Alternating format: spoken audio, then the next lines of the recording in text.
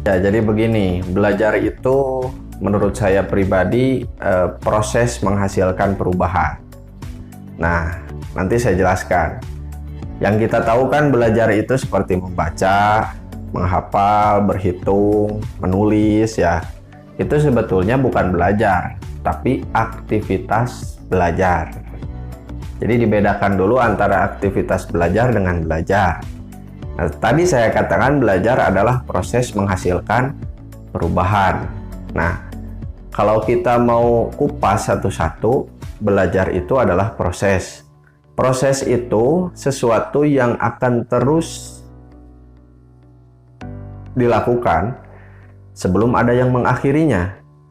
Contoh misalnya manusia itu akhir dari proses hidupnya itu apa? Mati kan? Jadi selama manusia hidup itu, manusia dalam proses. Nah, jadi belajar adalah proses, artinya belajar itu sepanjang hayat. Atau dikatakan long life education. Gitu kan? Nah, terus dari proses itu harus menghasilkan. Menghasilkan apa? Perubahan.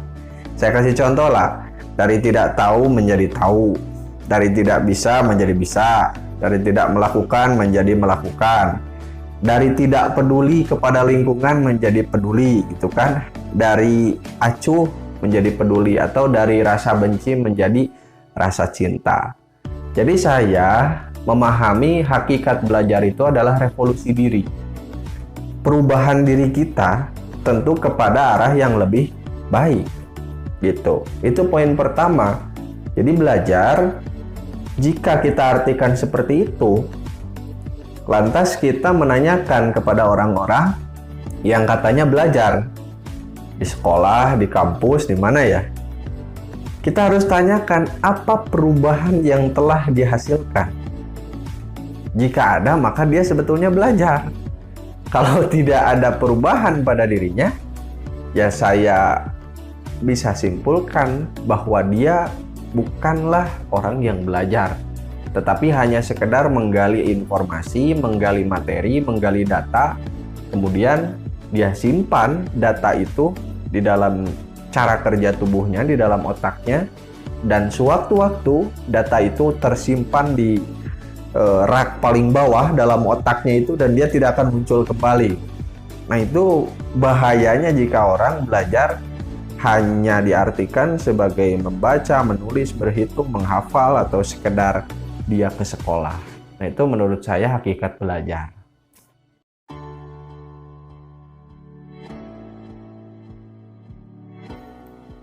Ya, jadi kaitannya sangat erat antara belajar dengan sekolah, itu kan, atau kampus, atau apapun tempatnya di mana tempat itu ada aktivitas belajar.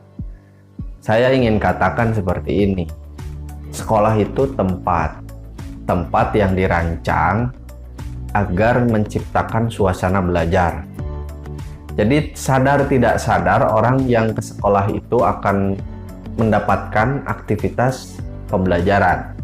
Dia mungkin di sekolah belajar membaca, belajar menulis, belajar berhitung, atau belajar menghafal, belajar mengamati, dan pembelajaran lain-lain.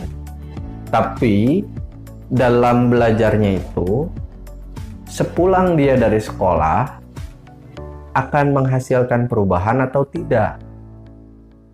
Mungkin jika di sekolah dia tahu bahwa dia harus menghormati orang tua, sebagaimana yang dikatakan oleh gurunya. Ketika dia pulang, dia malah marah atau berkata buruk kepada orang tuanya.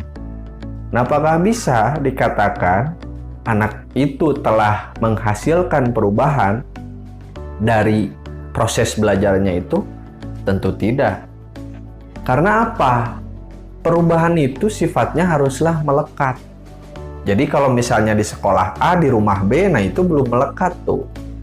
Jadi belajar itu menghasilkan perubahan yang sifatnya juga melekat. Dan melekatnya sesuatu itu pada diri manusia akan selalu dinamis, akan selalu berubah-ubah. Makanya dalam kehidupan ini dikatakan dinamis, ya maka belajar pun harus dinamis. harus bersifat perubahan, harus bersifat revolusi. Nah, kemudian sekolah itu output, kalau kita harus mengindikasikan belajar menghasilkan perubahan, nah ini juga dampak kepada sosialnya pun harus ada. Dampak kepada kehidupan sosial harus ada. Kenapa? Gini, jadi kalau kita misalnya menghasilkan dampak kepada kehidupan sosial atau implikasi sosial, kan dari tujuan pendidikan itu adalah menciptakan manusia yang bla bla bla bla bla bla. Yang itu tujuannya cita-cita luhur. Jadi pendidikan menghendaki agar supaya anak didik atau peserta didik itu menjadi seseorang yang berguna lah. Sederhananya seperti itu. Nah, jadi saya ingin katakan, bila kita ingin belajar, maka ciptakanlah suasana belajar pada diri kita. Jangan kita hanya belajar di tempat yang diciptakan suasana belajar. Kita harus menciptakan suasana belajar itu di dalam diri kita. Maka kita akan selalu belajar dimanapun, kapanpun, dengan siapapun. Gitu. Nah, bagi kaum muda juga sama, bagi kaum yang sedang belajar juga sama. Kita harus memaknai belajar adalah proses menghasilkan perubahan ke arah yang lebih baik, yang berdampak pada kehidupan sosial. Jadi, saya akan akhiri dari perbincangan ini bahwa belajar merupakan revolusi diri yang akan merubah tatanan hidup diri sendiri dan hidup sosial.